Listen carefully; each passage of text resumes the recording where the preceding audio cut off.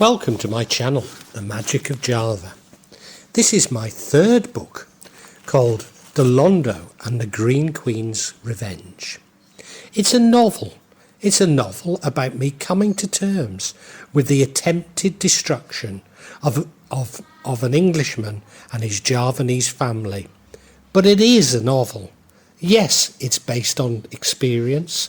It's based on real people and celebrities, but amalgams of real people or caricatures of them. So if you do identify yourself, please forgive me, because it's only intended as a yarn. The darkest of plots.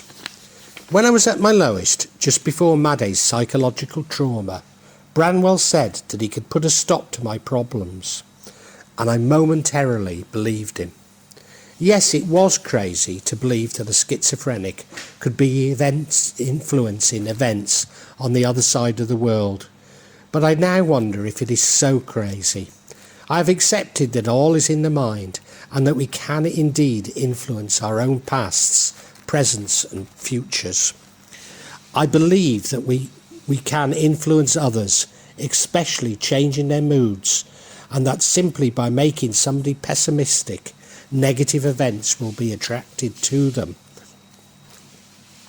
This ability to influence others is particularly strong between people who are very close, especially family members. This is the telepathy and exchange of auras that I have mentioned. So is Branwell behind my misfortune? In all probability, yes, he is, but only partially. His bad wishes have coincided with others wishing me harm, and my own years of pessimism from being abused and broken down by his mother. After all, if we are one living organism, if other parts of this organism wish us harm, then surely there will be a negative reaction. But now I have found the truth about my son. I am strong once more and my vibrations high. It's taken me a long time to learn this, despite all around knowing, including Maddie, who is much too Javanese to mention it to me. But when you really arrive at the truth, you can feel your mood swing, for now you hold power over your aggressor. Not a power I choose to use, except to put up barriers against further misfortune and ill health. Although just maybe I'm able to influence Branwell and can prevent his suicide, even set him off on a new, more productive, even happy life. Let's look on the bright side, said Father. What can't be helped must be endured. Every cloud has a silver lining. And we did have young Albert insured. Marriott Edgar, The Return of Albert. That's it. Of course I'm being so stupid. Of course I can influence Branwell. Just as his pain reflects mine at being removed from him, his own mental and spiritual well-being will embrace him. I recall after arriving in Gooden Keedle with a manic Maddie and prescribing quietness, prayer, love, and above all time. The same is true for Branwell. If I remove the fear and guilt from my relationship with Branwell, even if just in my mind, it'll reach across the world and eventually immerse him in love and calmness, no matter what psychiatrists describe him as. This revelation has made me begin to understand the contradictions that my thoughts control my world. But how could I control others when they too have free will? Well, in my universe, if I am happy and content, then this will influence others. I am happy to consider that there are other universities with lower levels of vibration. Indeed, I have recently escaped one, but my own emotions can influence others. Of course, I've not been a great father. Who has? I've done everything my father had to me, everything that I promised I would never do when I became a father myself. Not that I imply my father was a bad father. Simply my father was caught up in creating wealth for me. But I loved Branwell unconditionally, and everything I did, I did because I believed it was in his best interest. Indeed, it was only because I understood so little about Branwell's emotions that everything I did for him was the worst choice. While my actions were misinterpreted, that is the purpose of the generation gap, and stoked by the mischief of his mother, but ultimately love will shine through. Maybe I've stretched your belief with my theory that my own son has played a part in my misfortune and that I can help to cure him. Perhaps some of you refuse to believe this, are also quite happy to accept the Fortean and that our neighbours and friends had visited Ducan unknown to us to harm us. Well, knowing what I do now, these later explanations, while possible and a part of our problems, are nothing like as likely as mischief that can be created by a close relative. Of course, there is also the Ducan's brother's power over Maddie. He is not so powerful, but being Maddie's eldest brother is easily able to influence her thinking, especially when she was in a heavy metal induced fog. There is something about human nature that always looks towards the more far-fetched and fanciful explanations, and I include in this conspiracy theories, when the truth is so often much closer to home, and when we are truly objective, believable. It is for this reason that we visit Ducan, fortune tellers, priests, baustads, even doctors, when real enlightenment resides within us. Nobody is more powerful than you in revealing truths about yourself. You see, when confronted with something Newtonian materialism cannot explain, we either reject it or look for a more fanciful explanation. When really, if something cannot be explained, it simply means that Newtonian materialism is yet to design a test which can prove the phenomenon, not that it has been disproven. So somewhere between quantum physics and the power of our own consciousness is the most likely explanation. For most we cannot explain. Yet other forces impact on our thinking and consciousness, but it is not necessary to explore these to find an explanation. On returning to Gunnan I spoke to my parents. My father was pleased that I'd finally worked out what I must do with Branwell, but my mother's message was always less clear. My mother sees 22-year-old Branwell as still a child, unable to look after himself, and that his staying in hotels is a cry for help. I wonder if my mother's ability to understand the motivation for such behaviour is influenced by her own passion and fears. Oh dear, what should I believe? As always, the truth is probably somewhere between these two poles, and I should keep an open mind, but no longer an open wallet. Such uncertainty doesn't help my conscience one bit.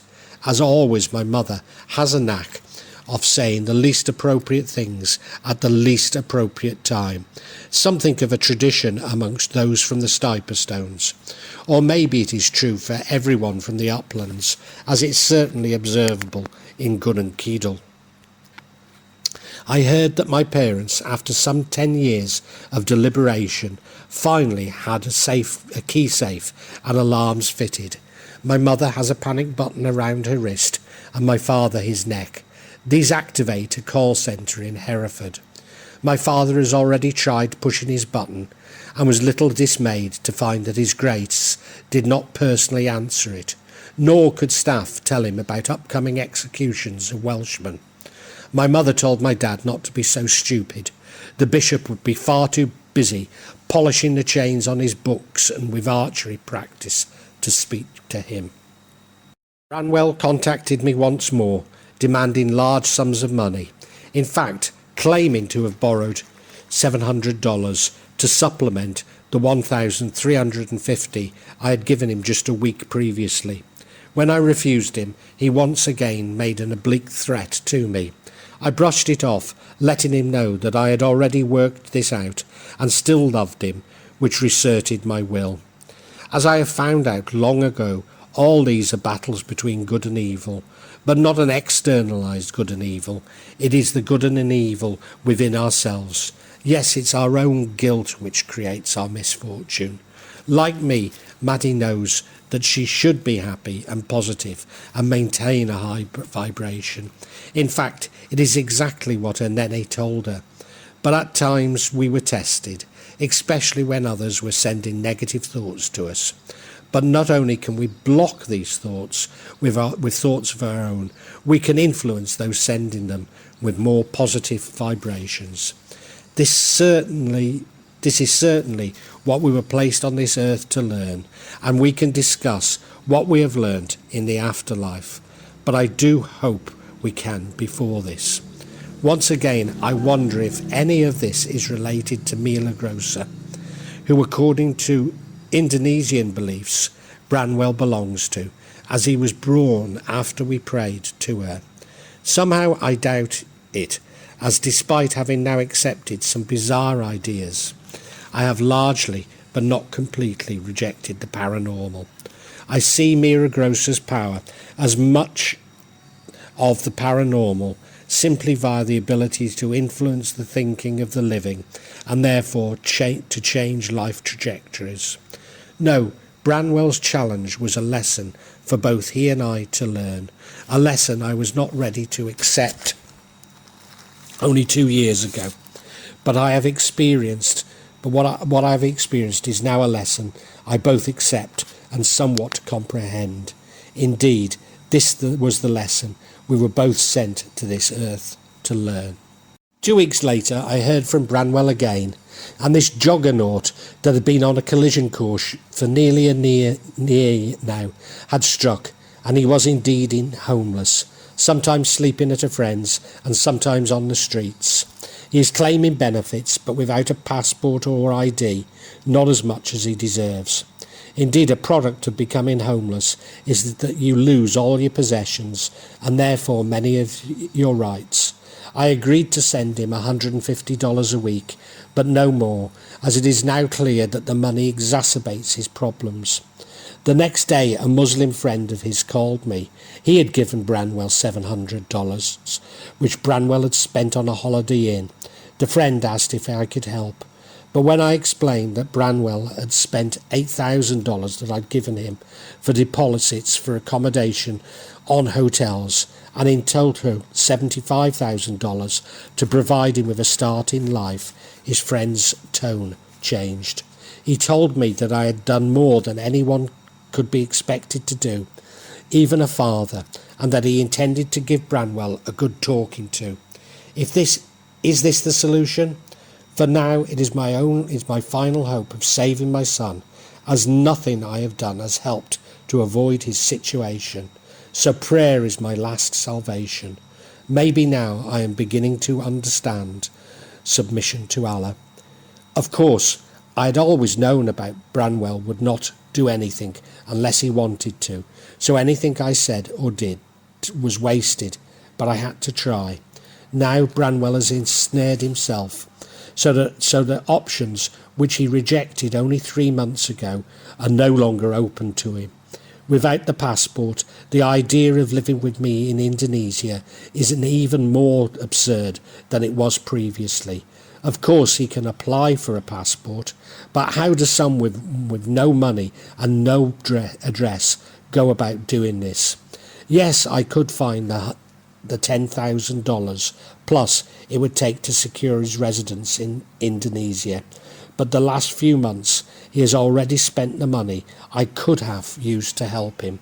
Providing over $10,000 for Branwell's residence really would put my family's future in doubt in a country, as Davina has learned, is so unforgiving for those with limited means.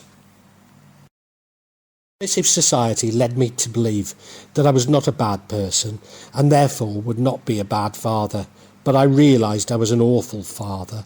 Please forgive me, Branwell, and understand that I am not the same man. Maybe it's too late, but this will haunt me forever, but I can be the man and the father that I should have been. Then, giving young Albert a shilling, he said pop off back to the zoo. Here's your stick with Oss's head handle. Go and see what tigers can do. Marriott Edgar, The Return of Albert. I spent the next 2 days not knowing how Branwell had reacted, believing that he really may have killed himself this time. But then I've endured many weeks thinking the same over the last few months, albeit that I've somewhat knew that this time was the crunch. Learning to accept that my son has died taught me that actually nothing is as bad as the fear of it. But then I got a text from Branwell asking for a $30 sub on the $150 a week I had now agreed to send him, and knew that he had listened to his friend. Allah really does work in mysterious ways, and once all my spare money has gone, he sent this fellow Muslim to help my son. Thank you, Allah. Thank you. Of course, this does not mean that Branwell's problems are over, nor that I will stop worrying about him. Indeed, the message has reinforced my prayers. But if he is now taking control of his life and beginning to trust me, just maybe we can become a father and son we hardly have ever been. Maybe I've truly learned something from this, and that I must submit to Allah and not ask him how to intervene with others. Branwell now faces major problems in putting his life together. With no address, no passport and no money, it'll be a massive struggle for him. I really believed that this was all a function of the state, to provide support for casualties like my son, and in every way he is a casualty. But the state seems to have precipitated this crisis. Or is it just possible that the state has turned my son into a casualty, as the only way they're prepared to intervene? So they will only intervene once you have become entirely dependent on them. This means the word control is more appropriate. Then is it just Branwell, or does the state wish to control all of us in this way? You see, what Branwell's problems are that he is sane enough to convince people that he's perfectly normal, but not sane enough to function. Or maybe simply too lazy to get a passport, to not destroy his possessions, to find accommodation, to go to the supermarket, to cook a meal, or to work. Just maybe. Now I understand black magic is an attempt to assert one's will on others, be it well-intentioned or not. This would include neuro-linguistic program, which has always seemed to me to be magic stripped of its context and repackaged for managers. After all, ultimately, the only power anyone has is suggestion. Although on reflection, maybe all self-help and business psychology practices are dangerously close to black magic, as they focus on the self and gaining for the self, often at the expense of others. Even positive thinking has so many parallels with chaos magic, which may be harmless, apart from an underlying philosophy that success is everything. Chaos magicians will rightly argue that when the cake is not finite, and their good fortune is not at the expense of others. But Indonesian dukans always see resources as finite, and wealth can only come from another. Maybe this simply reflects different cultural perceptions. So the circle is rounded. Abuse of others in business, politics and everyday relationships is a form of black magic. Indeed, if everything is an hallucination, maybe it is only possible through black magic, as all is dependent on the power of suggestion. This would mean that the softer side of business administration is really black magic, stripped of its context and much of its ritual.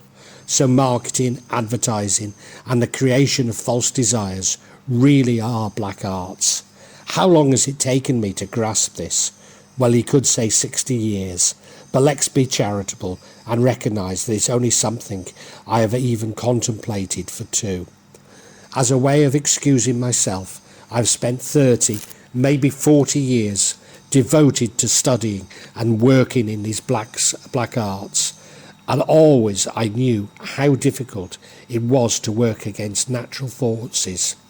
which is why sex is such a powerful ally in marketing. So when I do meet Allah, I will have some explaining to do, but of course there is no recourse to excuse. Let me temper my thoughts, as I'm always critical of academics who apply Jourdain's philosophy and claim that their area of specialism is about everything. You see, Jourdain in Molière's play Le Bourgeois Gentilhomme, upon learning about prose, exclaims, "For more than 40 years I've been speaking prose while knowing nothing about it." I'm sure that many of us recall our first lesson in a science or social science and being told that everything is contained in the subject. Everything is economics. Maybe fewer of you had their first essay rejected for being told that it wasn't economics. It is this academic sleight of hand which means that the very subjects we study attempt to explain everything but actually explain nothing at all, because they are disinterested in the really important matters in life. It seems to me that when you use this finite definition of black magic, we should see the magician as behaving godlike in many ways. Imposing one's will on others clearly fits this definition. But when surely the magician is also abusing the spirit world by binding them to his or her will. Now, from what I have already learned, spirits do have free will of a kind and may seek revenge. Certainly this is what was reported by John Dee to have happened to Edward Kelly. But then, aside from the victim and the entities, aren't there many other parts of God's creation which are abused by the magician, his imposing his will on the world? So heresy in behaving godlike really is so very important for us to comprehend, and it's not to abuse as it is by so many religious institutions. So I am to minimise the impact of Branwell's predicament on my thoughts, but it is much more difficult to change his position and trajectory. Even then, I can only influence his thoughts, and the best way to achieve this is via my own. As my son, my links to Branwell are strong, and I must be strong for him, as at last I understand what it is to be a father, and that is, however tormented I was by his mother, I have a duty to stay strong, and I failed him so badly at this. This is the interplay of absolutism and relativism again, in particular that of dualism and non-dualism. So in a non-dualist world, there is no me and no Branwell, only unconditional love. I do hope now that I'm able to rise up to this challenge. I had tried to visit Panembahan Senapati's grave in Kota Gede, but the graveyard was closed.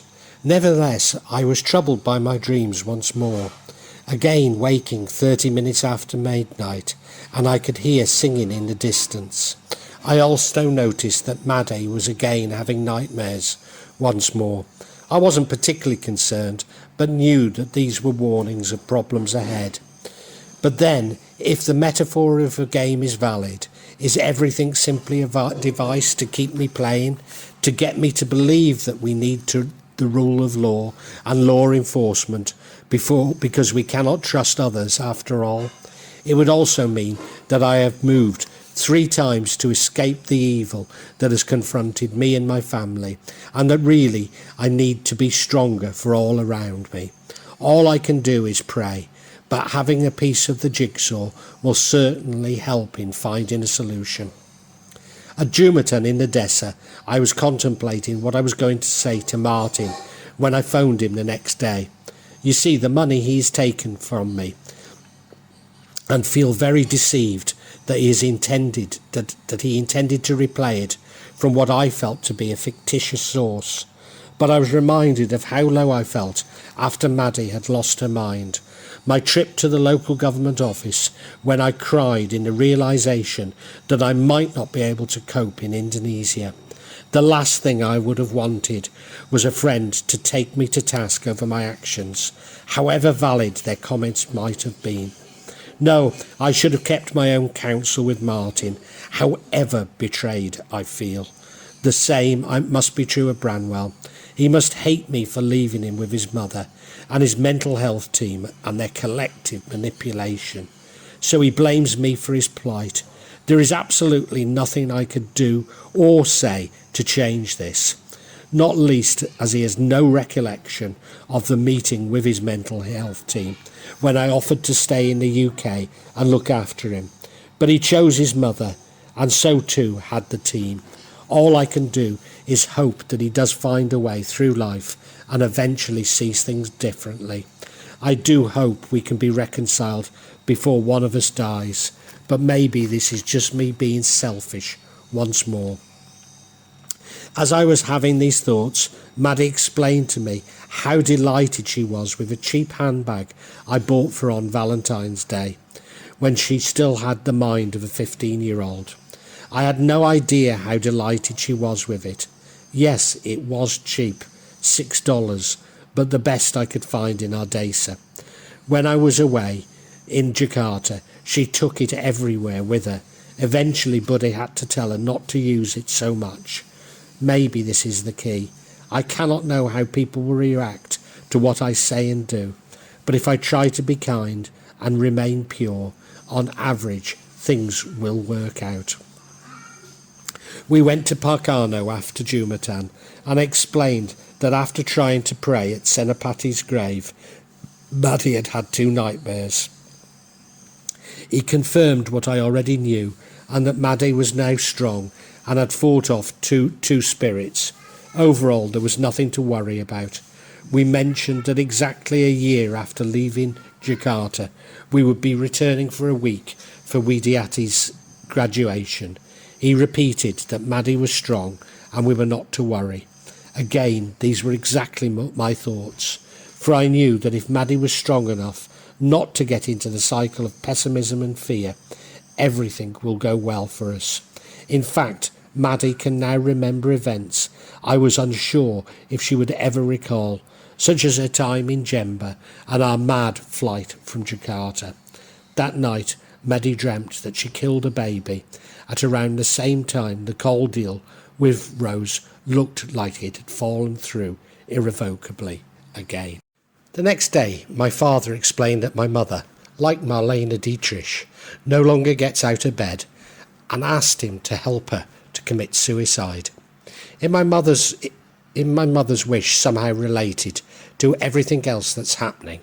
After all, when Maddie was at her worst, she believed my mother to be important. Maybe I won't resolve this until she actually dies.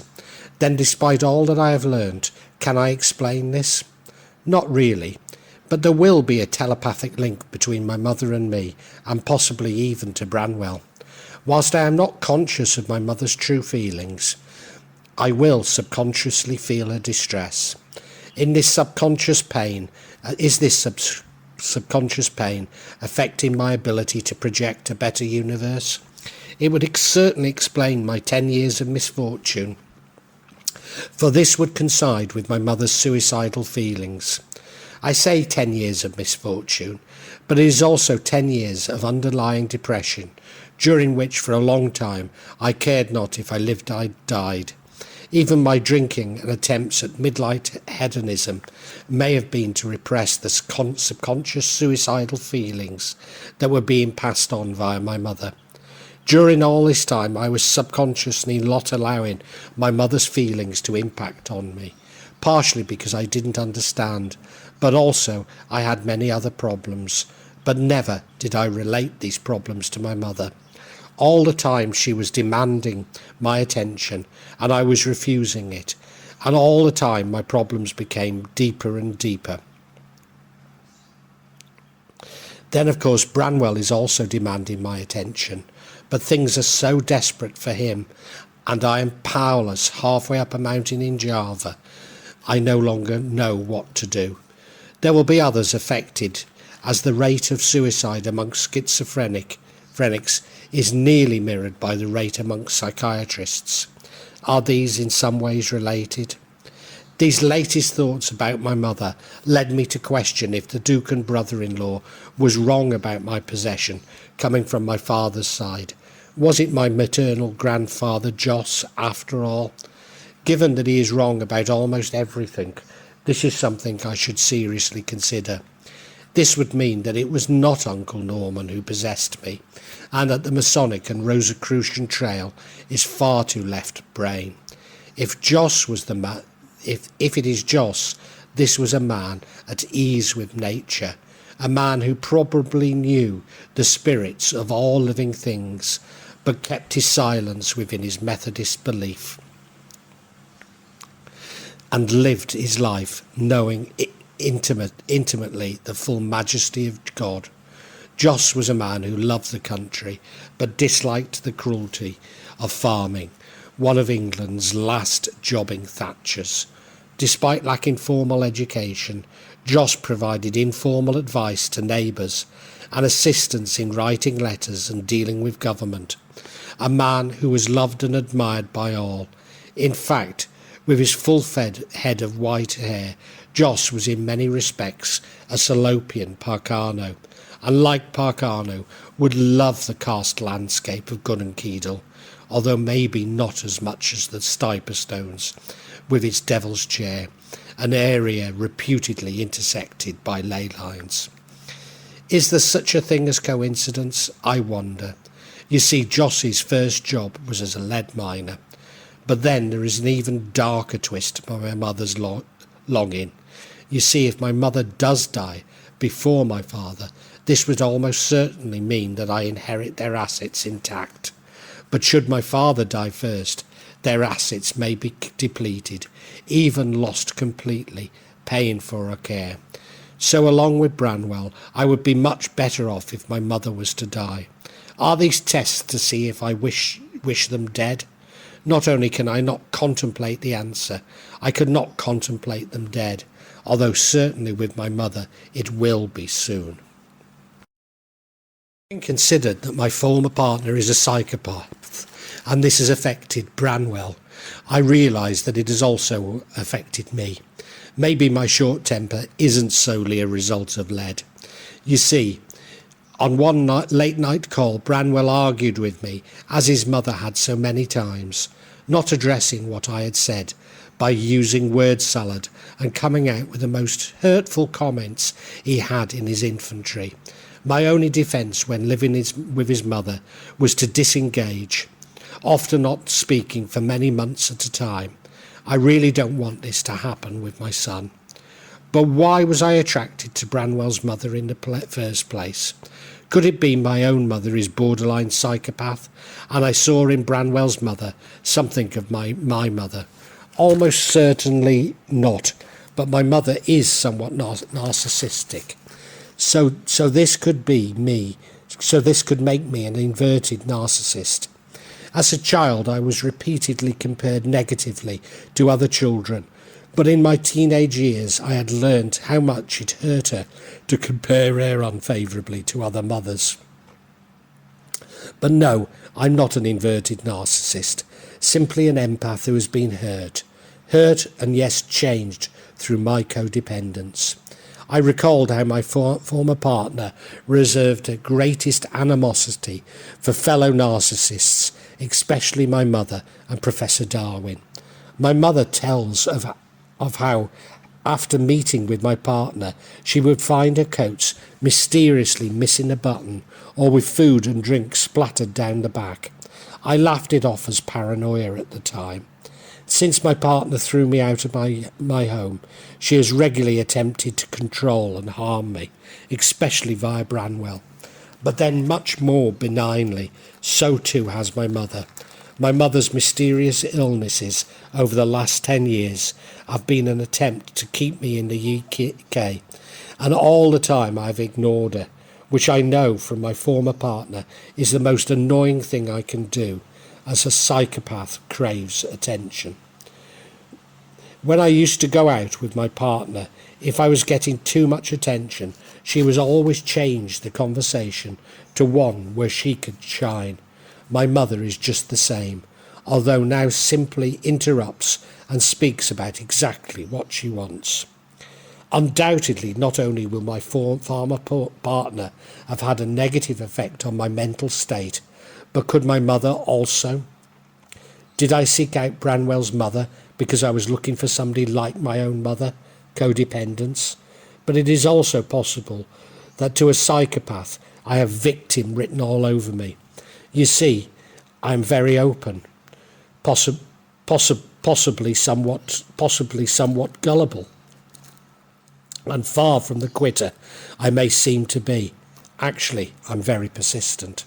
When I come across somebody with good points and bad, I stick with them, believing that I can increase their positive aspects and increase their negatives.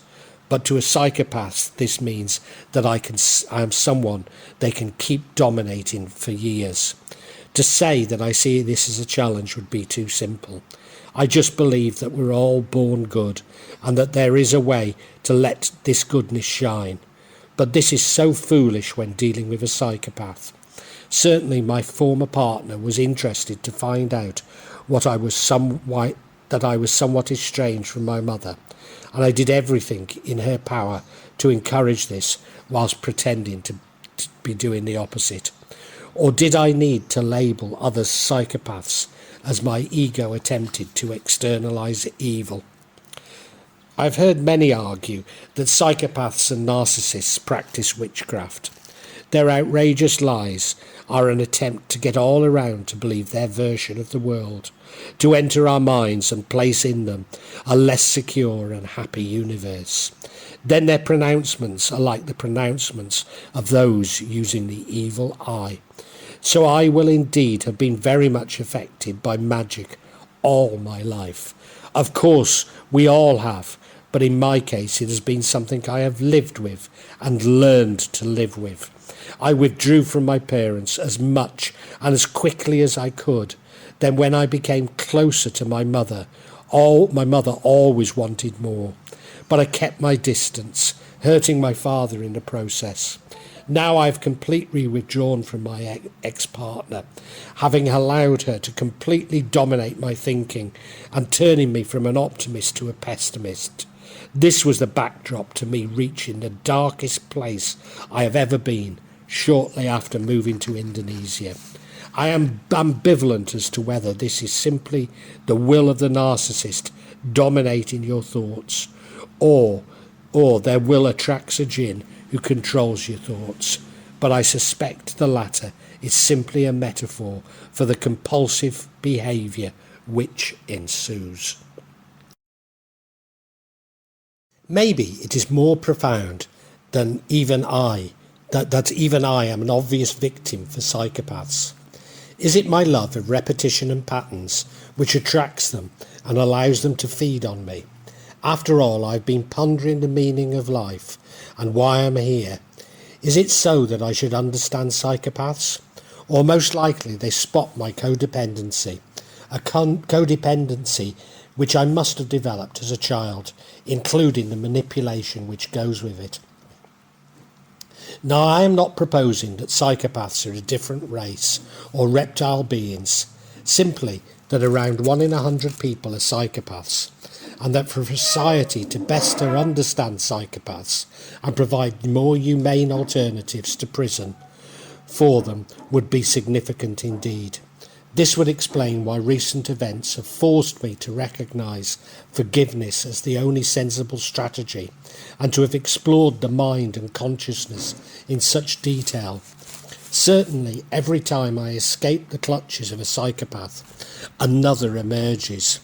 Is this my task before I die? Just maybe this is another profound insight. For if we are ruled, even subjugated by psychopaths, isn't it humane to forgive and accept that this is how life is? Just like schizophrenia, psychiatrists will tell you they have no idea what causes psychopathy. So I am prepared to consider a schizophrenic to be possessed. then should I also consider a psychopath possessed? Even psychopaths deserve sympathy. So indulge them a little in their fantasies, but don't let them go too far. Or am I stuck halfway up a mountain in Java with nobody to have a deep conversation with, getting everything out of proportion? This is what I have concluded all my life, but then never before has someone close to me attempted to suicide. Is this really me getting things out of proportion? Of course I'm attracted to psychopaths and narcissists as they are to me. It's not bad luck, but psychology. You see, I'm an empath, an INFJ on the Myers-Briggs Jungian personality inventory. Everything I have described about my relationship and misfortune are classic signs of how a narcissist will abuse an empath. That is, apart from Mauer, who is also an INFJ and serial victim, but also my true soulmate. Normally, Mauer and I work well together, having an understanding each other that others could not comprehend. But then when things begin to go wrong, they go very badly, as neither of us can raise ourselves above our immediate concerns for each other, nor spot the obvious frauds. Maybe black magic is the best refuge of the psychopath. Although they can cause great harm, maybe it is less harmful diversion than the black arts of business or politics. Indeed, whilst only around 1% of the general population is a psychopath, 4% of the elite are. Whilst I believe that a similar figure to the prison population, a quarter of those engaged in magic are psychopaths. But magic, like technology, is neutral. It is how it is used that makes it dangerous.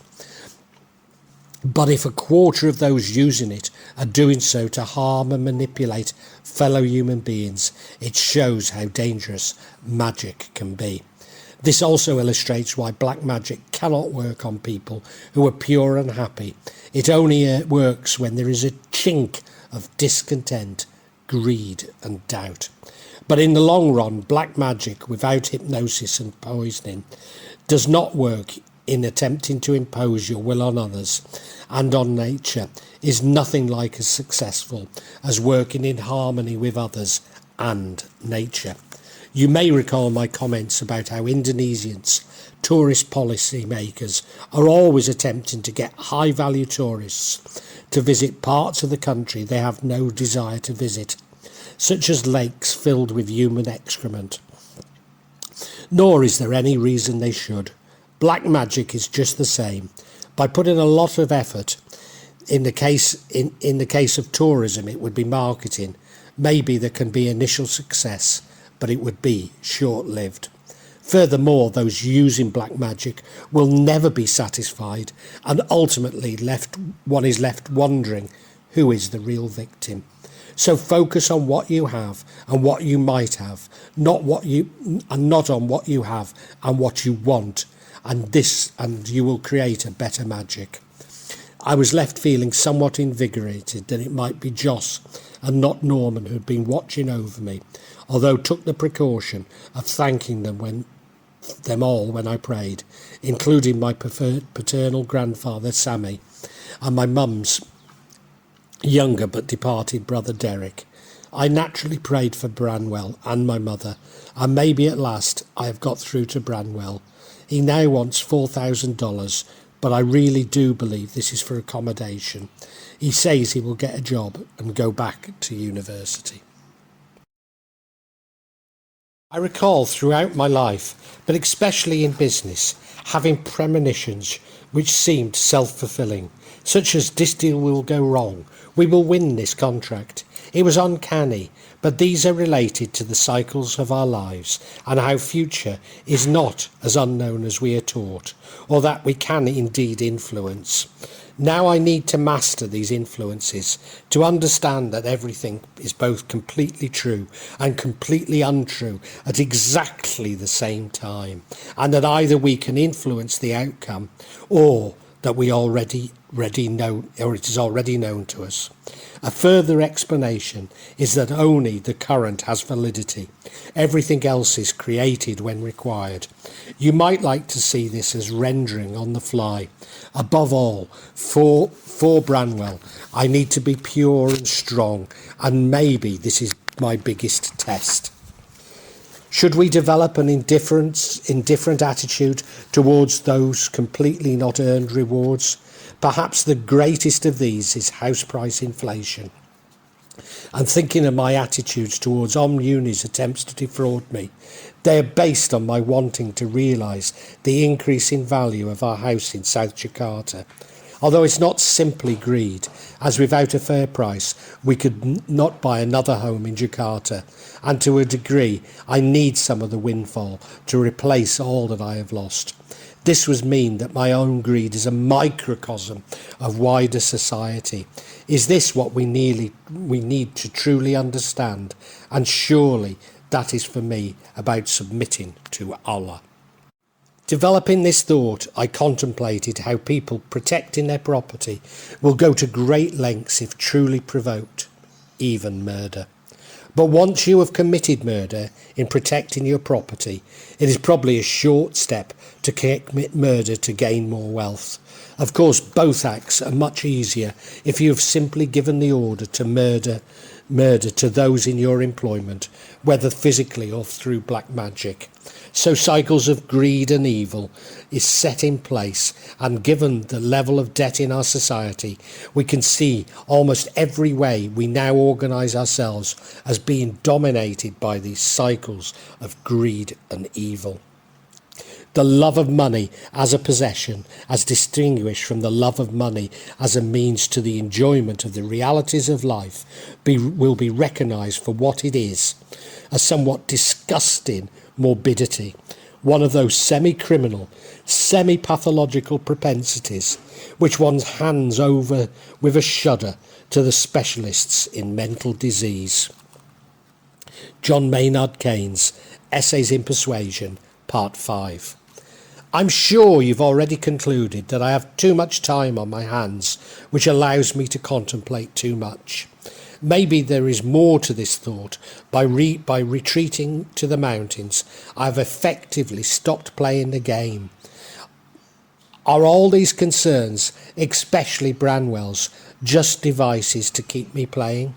My mother really has stopped playing and has taken herself to bed, awaiting for a death, albeit she has said it was imminent for over 10 years. But she now spends all her time worrying about things she can do nothing about, especially from her bed. For what is worry than praying for things to go wrong? A year after writing this, I visited my mother again. She explained that she could no longer believe in God nor the afterlife, but that she was a good person, and this is how she has led her life. My father explained that she had told him that she no longer loves him, and I witnessed her deliberately making work for him, on top of completely looking after her. Uncannily, the Imam at Shrewsbury Mosque always has something profound, even personal, to say to me. Well, on this visit he described my mother, concluding that these were signs of Iblis, the devil. Of course I wanted to help my mother, but everything I tried was rejected. So on returning to Gunung Kidul, I consulted Parkano, who correctly explained to my mother that my mother wants me to love her and care for her, without having met her or having been told anything about her. Later I found the sermon of the vicar at St. Chad's to be also blessed with this divination. This led me to reappraise my relationship with my former partner and Branwell. Is their illogical behaviour really an attempt to make me love them? And they demonstrate this by pushing me away and even making my life a misery, just as my Duke and brother-in-law had attempted to kill Maddie just to gain her love. Not only is this almost certainly true, on reflection, has occurred many times in my life. So many times people I feel have let me down and betrayed them. So this is my real lesson. Not that I am so easy to love, but people want me exclusively to themselves, to own me, and my lesson is to deal with it by setting ego boundaries. Of course, in meeting Maddie, who is all love, I will never find a solution, but I am blissfully happy for once.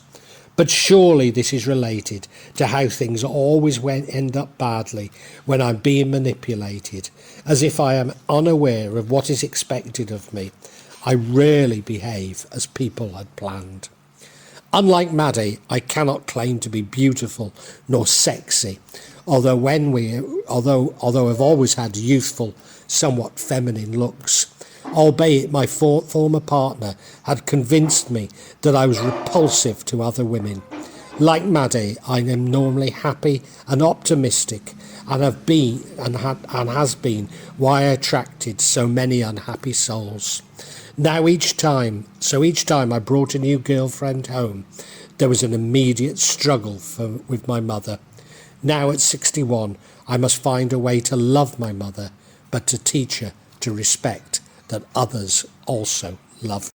Well, that concludes this chapter from my book, The Londo and the Green Queen's Revenge, which is my third book in the series.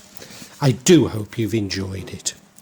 I'm hoping to add further chapters about every week, and so far I've managed to do this. If you'd like to hear more from me, then please subscribe and hit the bell. That way you get notifications of when a new chapter is released. In addition, I don't seem to be working very well with these algorithms on YouTube, and my videos really aren't being promoted as they should. So if you could also hit the like button and sort of make some comments, I think that will help me to get noticed. I hate to ask you that, but I really do need more viewers. But thank you for this viewing. Thank you so much.